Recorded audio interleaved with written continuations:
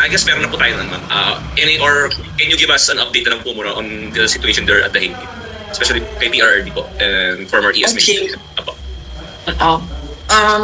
So, ang update is, nasa loob, sa detention, si former President Duterte. Meron siyang access ngayon sa kanya lawyer na confirm na ng ICC na ang lawyer niya ay si Nicholas Kaufman.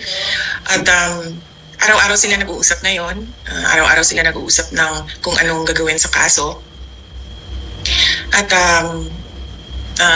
almost every day, meron din akong oras sa pagbisita sa kanya. Ang pinag-uusapan naman namin ay una yung bayan, pangalawa yung pamilya, and pangatlo yung mga mensahe niya para sa ating mga kababayan. Ang susunod naman ay ang estado ni Attorney Bingbong Medialdea. Hindi ko lang kasi alam kung hanggang saan ang gusto niya sabihin sa publiko sa kanyang health concerns ngayon. Pero siya ay nasa hospital hanggang ngayon. Nakita naman natin yung kanyang pag-collapse doon sa ICC detention kahapon. So hanggang ngayon ay nasa hospital siya. At meron atang mga procedure na gagawin sa kanya. Hindi ko lang masabi kung ano yung mga procedure na yon. Siguro bagay na tanungin natin ang kanyang next of kin o ang kanyang asawa sa kung ano yung mga health concerns ngayon ni Attorney Medialdea. Pagdating naman kay Attorney Harry Roque, wala siya ngayon dito sa The Hague. Nandito siya sa Netherlands. Pero nandoon siya sa isang lugar sa labas ng The Hague para mag-file ng kanyang asylum documents. So wala akong update kung ano yung mga pangyayari doon sa kanyang pag-file ng asylum documents. Bagay siguro na mag-request tayo ng interview with Secretary Attorney Harry Roque kung anong estado ng kanyang pag-file ng asylum dito sa the Netherlands. So, first question po from Marisol Antroman, GMA News. Sala? Marisol? Wala. Please, can you hear me? Yeah, loud and clear. Okay, ma'am. Ma'am BP, good afternoon po. Gandang hapon. Ma'am, while you are there po, we'd like to ask lang, kumusta po ang OVP without you now, ma'am? How is it functioning po? Or kahit nandyan kayo, are you still working? Yes ma'am, opo. Okay lang po ang estado ng Office of the Vice President. Patuloy po kung ano man yung naiwan na mga projects sa maliit namin na budget. Ngayong taon na ito ay tumutuloy po siya. Daily po ang communication namin ng aming USEC at ASEC ng Office of the Vice President. And ito po ngayon, ginagamit ko na laptop, kakakuha ko lang para makapagtrabaho ako sa mga office work na kailangan namin at gawin yung mga meetings na kailangan ko gawin sa trabaho ko dyan sa Office of the Vice President. Alright. Ma'am, pasensya na ha. I hate to ask this pero may panawagan po ang palasyo na as Vice President, yet though they understand you as a daughter, a lawyer, pero bilang Vice President daw po, kayo rin ho ay meron din daw tungkulin sa mamamayang Pilipino. Kaya ang panawagan nila, ma'am, is umuwi ka na rin daw dapat dito para magampanan niyo po ang kanyang tungkulin. Ay, inyong tungkulin rather. Right, opo. I perfectly understand that. In fact, hindi ko naman din gusto talaga na mag-stay dito, no? Dahil ang mga anak ko, ang pamilya ko, ay nandyan sa Pilipinas at ang trabaho ko ay nandyan sa Pilipinas. Pero as Vice President, may duty din ako sa isang kababayan natin, isang Filipino citizen who is held against his will dito sa ICC Detention Center. So, huwag na natin isipin na tatay ko siya. Isipin na lang natin na Vice President ako at gumagawa ako ng paraan kung paano maibalik natin ang isang Filipino citizen sa ating bayan. At hindi ko nakakalimutan ang aking trabaho dyan sa Office of the Vice President. Araw-araw kami nag-uusap ng aking mga kasamahan. Iilan na lang naman po ang naiwan na projects dahil approximately 700 million yung budget namin dyan. At yung projects namin, karamihan ay magdidepende sa end of school year ng mga kabataan dahil nakatutok kami sa advokasya namin sa edukasyon. So ang preparations namin ay before magbukas ang bagong school year sa mga GIDA areas ng mga public schools natin. So yes, multitasking ako. Nandito ako as Vice President, ginagawa ng paraan paano maibalik ang ating dating Pangulo sa ating bayan. Nagtatrabaho ako through our satellite offices, through our central office of the Vice President. Tuloy-tuloy ang serbisyo namin para sa bayan. At yes, wala po akong balak na tumira dito sa Netherlands. Hindi ko po gusto tumagal dito. Madami akong kailangan asikasuhin. Trabaho dito, trabaho dyan sa Pilipinas. At alam ko kung paano magbalanse ng trabaho dahil mas mahirap pa ang trabaho ng isang mayor sa sobrang dami ng issues and concerns ng isang lugar. So marunong na ako bumalanse. Alright, maraming salamat po, VP. Okay, next question, Red Mendoza, Manila Times. Ma'am, good afternoon po ma'am. Do you hear me po ma'am? Yes, I can hear you, Yes Red. ma'am. Yes ma'am. 3 questions. Sabay-sabay ko na ito po ma'am. Ma'am, may estimated date po ba kayo na uuwi tayo sa Pilipinas? Number 2, how much po gagastusin ng pamilya ninyo sa legal defense ni former President Duterte? Number 3, are you going to join na po ba the rallies of the PDP laban coming forward pag bumalik po kayo sa Pilipinas? Yun lang po ma'am. Una-una, hindi ko pa, meron akong return ticket dahil sa April yon. Dahil kailangan kasi required siya bago ka makaalis ay meron kang return ticket. So meron akong return ticket sa April. Hindi ko alam kung hanggang kailan ako dito, sa totoo lang, dahil hindi pa nabuo yung legal team ni dating Pangulong Rodrigo Duterte. As Vice President, may obligasyon ako na buuin yung kanyang support group dito para merong tumutulong sa kanya na makalabas dyan sa ICC detention. Pangalawa, magkano ang gastos ng pamilya namin sa kaso ni Pangulong Rodrigo Duterte sa ICC? Sa ngayon ay wala kaming pinag-uusapan ng abogado, pero nagpahiwatig na ako sa kanya na kung pwede mag-apply ng legal aid dyan sa loob ng ICC. At patuloy namin pinag-uusapan ito. Kahapon may meeting kami, hindi namin na take up ang topic ng budget. Pero alam niya dahil noong isang araw ay sinabihan ko na siya na malaki ang posibilidad na mag-apply kami ng legal aid at hindi ito privately funded case. Ang pangatlo is kung sasali ba ako sa kampanya ng PDP, senator candidates at sa mga guest candidates nila. Palagay ko naman hindi na kailangan ako sumama sa kampanya nila dahil alam na ng taong bayan at alam na ng buong bansa na kailangan nila baguhin ang mukha ng ating gobyerno. At alam nila na kailangan nilang iboto 10 doon sa mga kandidato na yon. Unang-una, yung mga kandidato ng PDP, Senator Bongo, Senator Bato de la Rosa, Attorney Hinlo, Attorney Bondok, Philip Salvador, and meron pa isa. Rodriguez ma'am. Rodriguez is a guest candidate of PDP. So meron pa tayong isang PDP senator. And meron tayong 4 na guest candidate, si Attorney Vic Rodriguez, si Congressman Rodante Marcoleta, si Pastor Apollo Kibuloy, and si Dr. Richard Mata. So, hindi ko yun nga siguro ang dahilan kung bakit inalis or ginawa ng extraordinary rendition ang dating Pangulo dahil mukhang magba-block voting ang buong Pilipinas sa 10 senador. Okay po ma'am. Thank you po ma'am.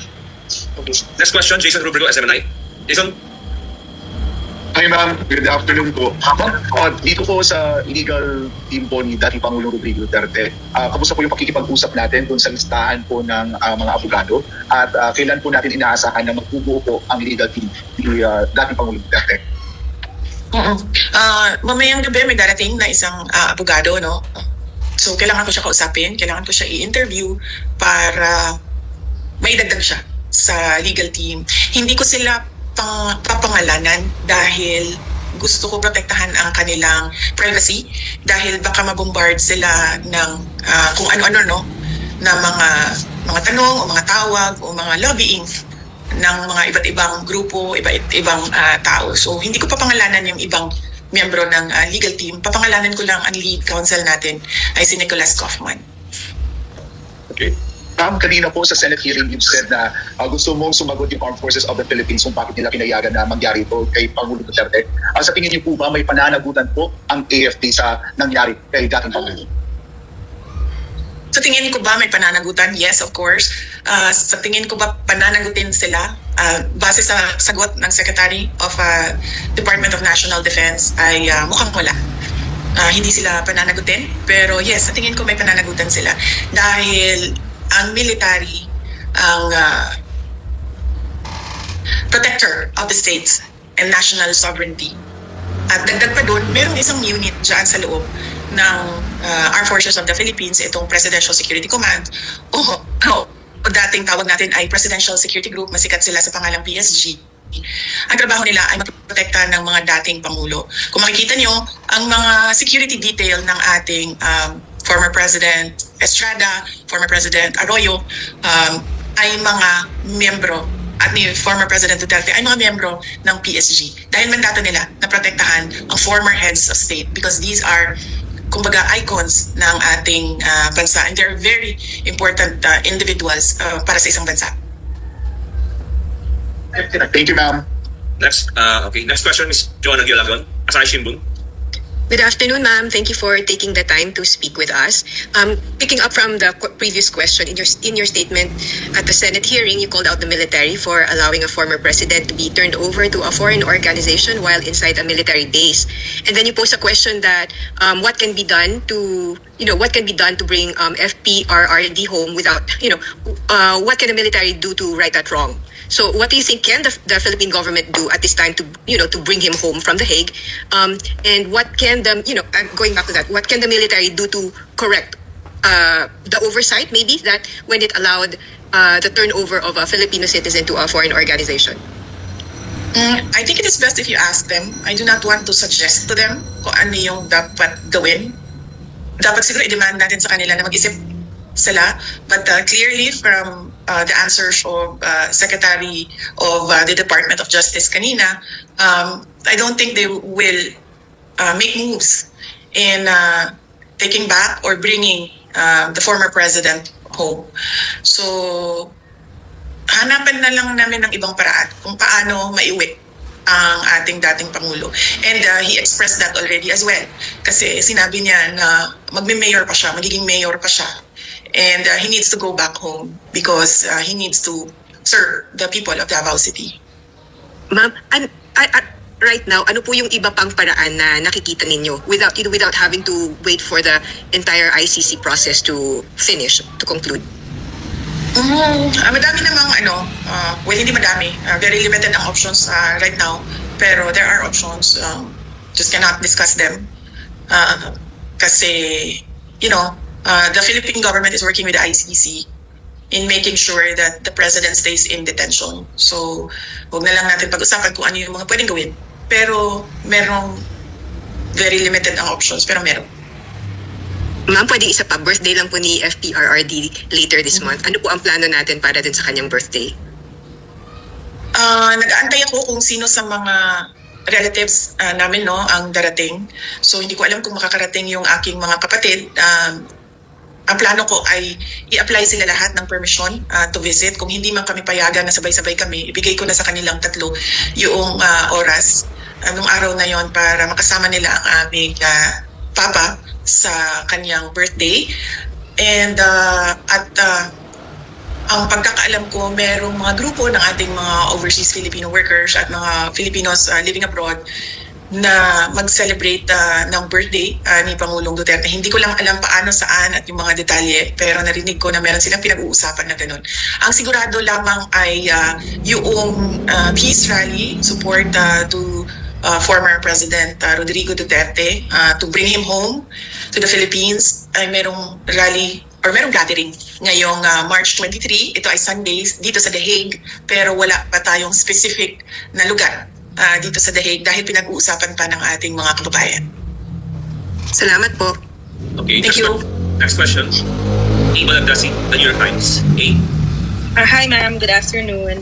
Ma'am, I just want to get your 2 cents, your reaction regarding the recent the Senate hearing. How do you find it? Because I think Senator Bongo earlier said it was too late to hear.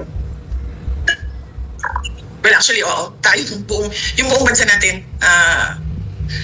we already lost a former president. So, late na tayo. Kaya nga, sinabi ko kanina, kung hindi ko lang maalala kung nasabi ko ba. Pero ways forward na lang tayo. Unang-una, sino ang mananagot? But we don't expect na merong papanagutin. Pangalawa, anong gagawin natin as a country, as a nation, moving forward? May darating na eleksyon. Ano bang dapat natin gawin dyan? Ang gusto ng lahat, pagbabago. So, meron tayong option na 10 senador. At meron pa tayong daming tanong sa nangyari sa ating budget sa ngayon, no? Public funds is expended in a constitutionally infirm document. So, ano bang gagawin ng bansa? Ituloy natin ang demand natin for transparency, accountability, peace and security para sa ating bayan. Yes, thank you, ma'am. Also, I just want to ask regarding the defense because po na-interview si Attorney Kaufman and he said he's very confident that he can, the case can be speedily dismissed. Do you share that sentiment and where do you think is he coming from?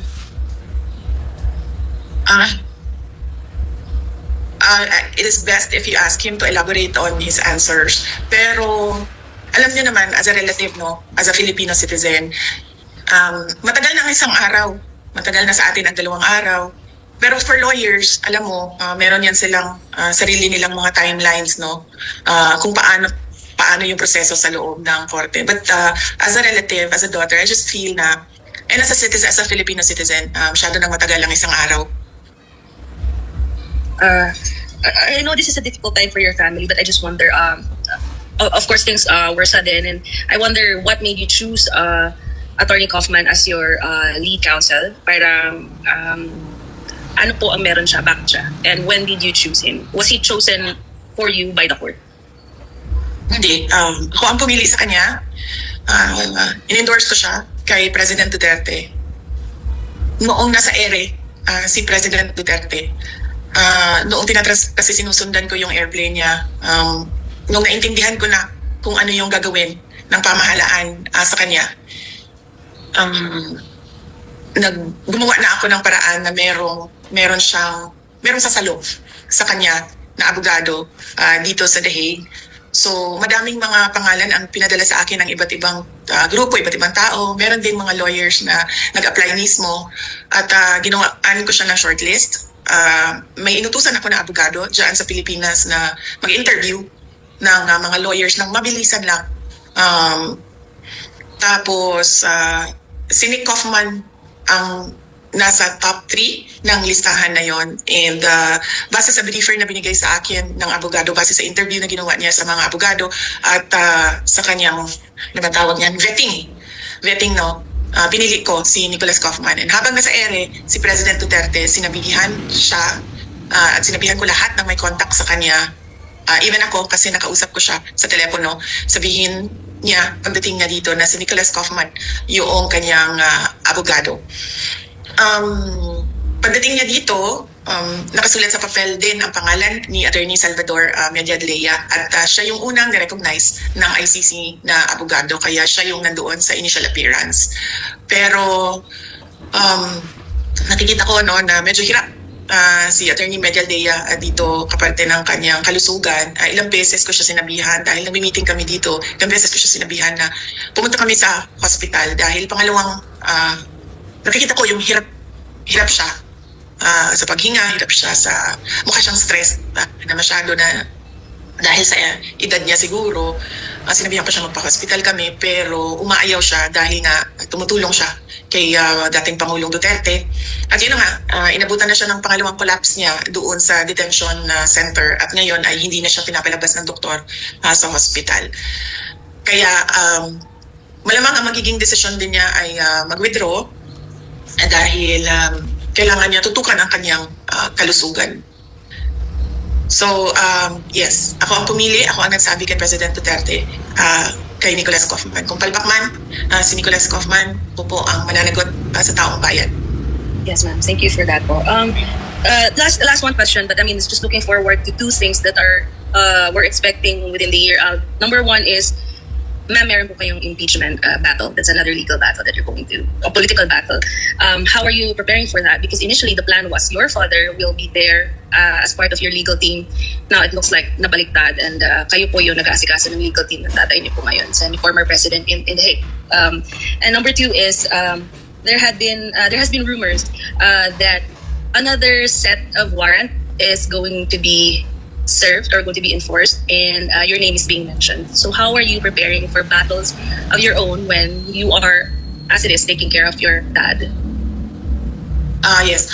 So, With regard to my impeachment, we already set up the legal team for that as early as 2023 when, as I said, Representative Castro announced that there are impeachment talks inside the House of Representatives. So fortunately, that team is not involved in the ICC case of support the group of lawyers for the ICC case of President Duterte so that they can focus on my impeachment case. As we speak, they are preparing witnesses and they are preparing answers to the articles of impeachment, and they will work on that and they will deal with that impeachment case for me.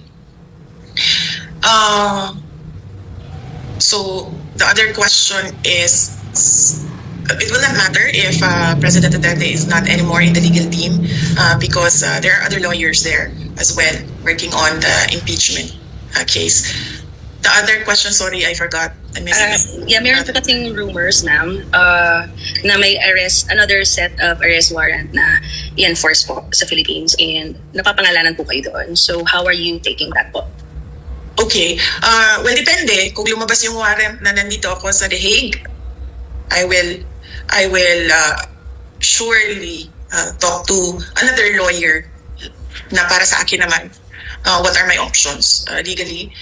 Kung ang warrant naman ay dumating na nandyan ako sa Pilipinas, tingnan natin kung anong gagawin ng gobyerno sa akin. And one last question. I don't want to sound cheesy, but it has been a heavy week. And I think my last question would be, how are you? I'm okay. Surprisingly, I'm okay. Wala naman akong nararamdaman na So on that point, I don't think I'm okay. Wala akong nakatulog naman ako maayos. Siguro dahil sa pagod nung isang buong araw ng meetings dito. At meron akong saktong tulog, meron akong saktong kain. Ang worry ko lang is yung mga anak ko dahil hindi talaga yan sila sanay na wala ako. Nasanay kasi sila, lumaki kasi sila na katabi ko yan sila sa tulog. At ngayon, yung youngest na anak ko, yan yung katabi ko sa tulog. So, yan yung worry ko, yung aking mga anak. Dahil nawalan sila ng nanay. Yan yung hindi ko kasi magawa remotely, yung pagiging nanay. Pero yung trabaho dito at trabaho dyan sa Pilipinas, kung saan man ako, ay magawa ko siya remotely. So as long as merong mga teams, designated teams na in charge doon. Like say for example, sa OVP, may team doon. Sa impeachment case ko, may team doon. Pagdating naman dito sa ICC case ni Pangulong Duterte, may team dito. Kaya ko siya gawin kahit saan man ako sa mundo. Ang hindi ko magawa is maging nanay remotely sa aking mga anak dahil nasanay sila na nandyan ako lagi. Nawala ng kausap yung aking eldest na anak dahil nasanay din yon na kausap niya ako lagi sa mga nararamdaman niya, anong nangyari sa paaralan, ganon. Yung pangalawang anak ko nawalan ng cheerleader dahil pag naglalaro yon sa kanyang soccer at basketball ay nandyan ako lagi talaga. Dala-dala ko yung mga paraphernalia ko, pom-poms, drums, yung mga trotot ko para i-cheer siya. And of course, yung youngest, as I said, nawala ng katabi sa tulog. So yun yung concern ko. Thank you po. Okay, next question, Ms. Salarino Monte, Japan Broadcasting Corporation, NSG. Hello. Good afternoon, Vice President. Sorry if I have to ask you. During our interview with the families of the alleged victims of the war on drugs, they're saying Ma'am Sel, nawala. Nawala siya, Jay. Ma'am Sel, nawala ka. Ma'am Sel, kindly fix your line. Balikan ka namin. Ano muna? Ms. Camille Samonte, TV5. You're recognized. Hi VP, good afternoon po. Camille po from TV5. I just want to ask, will you be formally endorsing Senator election? Nawala siya, Jay. Nawawala rin kayo. Camille? Wala. Ma'am Sel, andyan na kayo? Hello? Camille? Yes po, can you hear me po? Yeah. Go on, go ahead. actually yung possible Ayan po. Ma'am, yes, Camille po from TV5. I just want to ask, ma'am, would you be formally endorsing Senator Amy Marcos in the elections? Wala kaming napag-usapan, ma'am, about endorsement ni Senator Amy Marcos. Let me just express my gratitude to Senator Amy Marcos for opening the Senate investigation, no? Para siguro hindi na maulit at para napapag-usapan siya sa loob ng ating pamahalaan at para mailagay officially, no, yung mga posisyon ng iba't ibang tao, iba't ibang sektor. Kasama din yung posisyon ko as Vice President at yung document na galing sa Office of the President na pirmado ng ating Pangulo. Ma'am, yung inyong impeachment trial, syempre you mentioned na you have a separate lawyers already preparing for that. How difficult is this for you because you're also taking care of the defense team of your father, former President Duterte, and yung kanyang susunod na hearing will be on September, and there were talks in the Senate na probably baka by September or October magsimula naman yung impeachment trial sa inyo. How will you balance this na? Yes, oo. Well, both cases will continue, no? ICC will continue. The ICC case here will obviously continue. Hindi naman ito sila magsasabi na parang hindi na tayo tutuloy at ibabalik natin yung detainee sa Pilipinas. Hindi malabong mangyari yan, no? So magtutuloy siya. Yung impeachment case ay tutuloy din at ang paniguraduhin ko lang ay merong grupo ng abogado na nakatutok doon sa dalawang kaso na yon. Ang sa akin na lang naman ay consultation at decision making, no, sa mga bagay na sa tingin nila ay kailangan ng desisyon ng kliyente. Dito naman sa ICC case sa mga bagay na kailangan ipresenta sa ating Pangulo para kasi siya ang kliyente. Ma'am, last na lang po on my end. Nagkausap na rin po ba kayo ni Senator Ronald Bato de la Rosa because he is also among the list of alleged suspects or yung next na masaserve ng warrant? Hindi pa kami nagkausap ni Senator Bato de la Rosa. Mag-ingat siya at lahat ng mga nandoon na mga complaints ng mga former police, PNP personnel, officers, mag-ingat sila dahil kung meron mang sinasabi na merong warrant, ay malamang merong warrant yan dahil nakita natin na meron ngang warrant of arrest dito kay Pangulong Duterte. Ang sa akin lang din, no, na observation ba, noong nakaupo ako doon sa gallery ng ICC at nakikinig sa initial appearance ni Pangulong Duterte, a total of 43 cases, nasaan na ang libo-libo na mga kaso na sinasabi ng ating mga complainants na crimes against humanity. 43 murder cases. Hindi ko dinidiscount yung 43 na sinasabi nila allegedly na namatay Pero crimes against humanity is a serious accusation na lagi nilang paulit-ulit na sinasabi 6,000, 9,000, 10,000, 40,000, 50,000 ang mga namatay. And they cannot even come up with 100 names ng mga namatay ng supposed war on drugs, which amounts to crimes against humanity. Alam mo, nahihiya ako as a Filipino citizen ngayon Nagiging, katatawanan tayo ng buong mundo na merong isang bansa na binibigay ang kanyang citizen sa isang foreign jurisdiction, foreign organization. Hindi ginagawa yan ng mga bansa. In fact, tayo nga sa loob ng Pilipinas, every time may OFW na convicted abroad, ginagawa natin ng paraan na magkaroon siya ng pardon para maibalik siya sa Pilipinas. Ito sa atin ngayon ay kabaliktaran. Akusado lang ng 43 cases, 43 counts of murder. Ibinigay natin sa isang foreign jurisdiction without any legal basis at all. Nahihiya ako humarap sa buong mundo na ganito mag-isip ang ibang mga kasamahan natin dyan sa bayan, ibang mga Pilipino. Thank you, ma'am. Okay, next. Ma'am Sel, andyan na kayo. Ayo ba? Yes, ito na po. Sorry. Palino Content, Japan Broadcasting Corporation Directors. Ma'am, choppy talaga kayo. Nawawala kayo. Next question muna. Mads Villar, Net 25. Question. Hi, good afternoon, VP.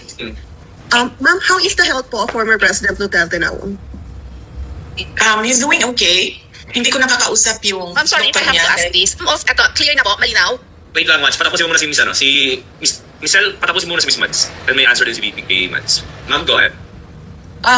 Hindi ko nakakausap yung kanyang doktor sa loob dahil may proseso din sila sa loob kung paano mo kausapin ang doktor, no? Dumadaan ako sa lawyer kapag meron akong mga tanong at ginagawa naman ng paraan ng abogado doon sa loob para makuha yung mga records, health records ng ating dating Pangulong Duterte. Personally, kapag nandoon ako, okay naman siya. Tinatanong ko siya kung meron siyang nararamdaman. Sinabi niya, ang nararamdaman ko ay natural sa isang matanda na tao ng masakit yung tuhod, masakit yung likod. Meron siyang nararamdaman na sa lamig, ba? So, nahihirapan siya mag-acclimatize. Kaya lagi siyang balot na balot. So far, wala siyang gana masyadong kumain. Sinasabi niya, nag-request siya ng gatas at prutas at pinaabot namin yon sa kanyang doktor na yung request. Yun lang. And dati pa naman natin alam, no, na medyo mahina na yung pandinig ni Pangulong Duterte dahil din sa kanyang edad at medyo mahina na rin yung mata niya dahil din sa edad. So, I don't see any serious health problems at the moment sa kanya. All that I see are yung dala ng katandaan. Yes, ma'am. Ma'am, may panawagan po ba kayo or message sa supporters po ni former President? Yes, opo. Unang-una, i-demand natin na may managot sa nangyari sa ating bayan na nawalan tayo ng former president. Pangalawa, ipagpatuloy natin ang pagtatanong sa ating pamahalaan kung ano bang nangyayari sa pera ng bayan, sa budget, sa PhilHealth, sa peace and order natin, ano bang mga pulisiya natin sa economy dahil lubog na sa kahirapan yung mga tao hirap sa pagkain. Patuloy nating i-demand, as I said, paulit-ulit, transparency, accountability, peace, and security ng ating bayan. Opo. Ma'am, last na lang po on my end. Ilan po lahat yung magiging member ng defense team ng former President po? Magdidepende siya, ma'am, kung legal aid siya or privately funded case, no? Sa ngayon, kailangan pa namin pag-usapan ng abogado kung ano ba ang mangyayari sa gastusin sa kanyang kaso. Pero as I said kanina, nag-express na ako sa lawyer initially na there are discussions and moves on the part of our family to apply for legal aid. Salamat po. Thank you, BP. Okay. Ma'am Sel, are you okay na? Yeah, okay na po. Ano, malinaw na po ba? Sorry. Yeah. Ma'am, sorry. My first question is, how optimistic are you that the former president will be granted an interim release?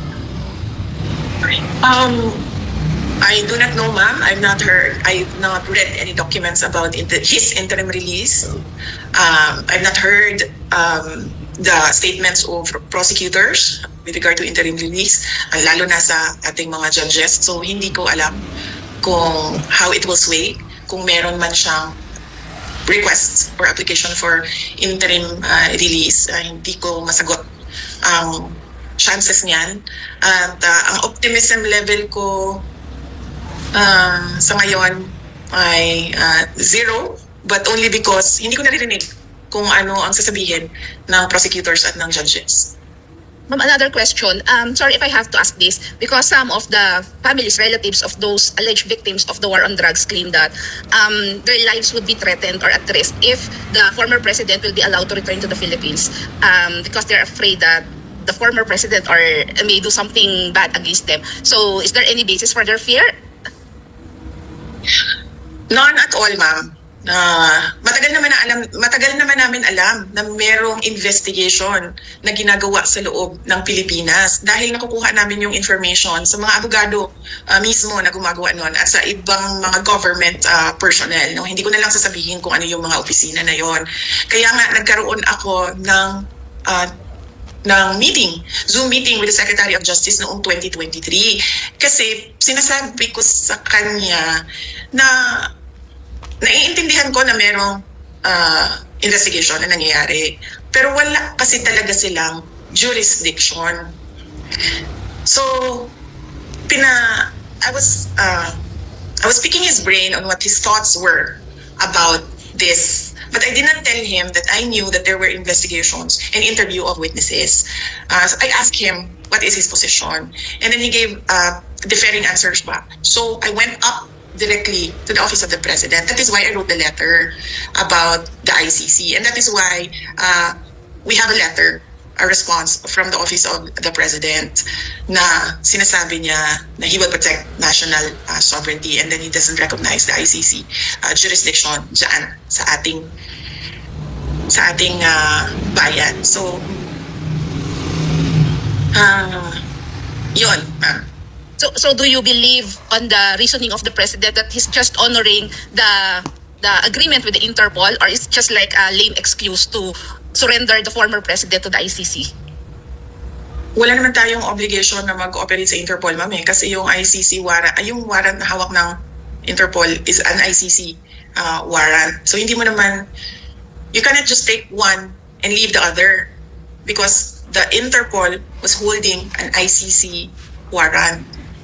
So naturally, cooperating with the Interpol is cooperating with the ICC. I think klaro naman na talaga yun, no, sa atin lahat, na yung pamahalaan talaga natin ang naghatid na sa ating Pangulo doon sa dito sa The Hague, sa ICC. Pambalikan ko lang yung concern ng mga family members ng mga victims. Nakita niyo po ba si Pangulong Duterte? Alam na namin, 'di ba, na nag-iimbestiga, nag-i-interview ng witnesses.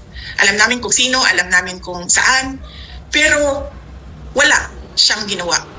Talaga pinabayaan niya, because he was of the belief that as a Filipino citizen, the government will not cooperate once there is a formal investigation that will happen inside the Philippines, or once there is a warrant of arrest. So wala talaga siyang ginawa sa mga witnesses, sa mga family members. Pangalawa, nakita niyo, kailangan siya itulak ng mga pulis para gumalaw. At kailangan siya itulak akyat ng eroplano. So wala na siya physically magagawa sa mga family members at sa mga witnesses. Pwede ba siya mag-utos ng mga tao na, on my behalf, gawin ito, gawin niyo yan? Pwede siguro, pero hindi niya ginawa noon. Ngayon pa ba niya gagawin? Diba? Na nandyan na siya. And meron ng protection yung mga family members. Meron na silang protection ng ICC at meron silang protection ng Philippine government. Their fears are unfounded, and hindi ganyan ang tatay ko. Kung ano man yung kailangan niya sagutin niya yan. Pero hindi siya magtatamper ng evidence. Kasi unang-una, wala naman talagang ebidensya. Hindi ko alam paano umabot ito sa isang kaso. At hindi siya makikialam sa witnesses dahil isa siyang prosecutor noon. At alam niya kung ano ang violation niya as a lawyer kung nagtatamper ka ng evidence at nakikialam ka ng witnesses. So, unfounded yung fears, walang basihan. Sinasabi lang nila siguro yan para, I don't know, huwag pabalikin ang Pangulo sa ating bansa. Bakit ayaw nila pabalikin? When meron silang mga, they are in collusion with individuals, both in the government and outside of, from the private sector. They are in collusion with organizations who are against the former president because of his policies. Noong siya ay Pangulo. They are in collusion with people who want to stay in power, with people who want to totally erase political opposition, who want to question the acts of government. So, sa tingin ko yan yun eh. Okay, last question, ma'am. So as part of the defense of the former president, is there any plan to bring into The Hague some witnesses for the former president? I'm not part of his legal team. Nandito lang ako kasi kailangan nila ng kausap sa labas. So kinakausap nila si Pangulong Duterte sa loob at kinakausap nila ako sa labas so that there is someone who will sign off on what was agreed upon with the client. No? So hindi ako part ng legal team. As I said, I am a Filipino citizen here helping the former president go back home. And I am here as a daughter as well, moral support doon sa kanya.